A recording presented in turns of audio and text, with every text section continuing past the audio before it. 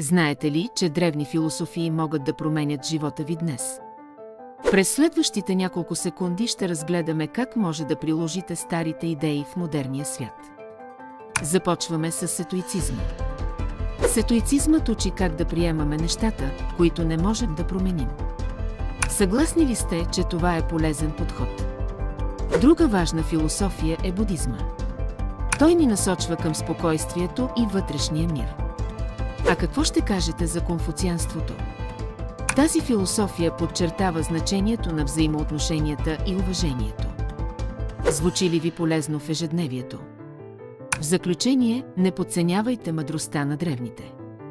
Техните учения могат да предложат решения за нашите модерни проблеми. Опитайте да внедрите една древна философия в живота си. Ще се изненадате от ползите.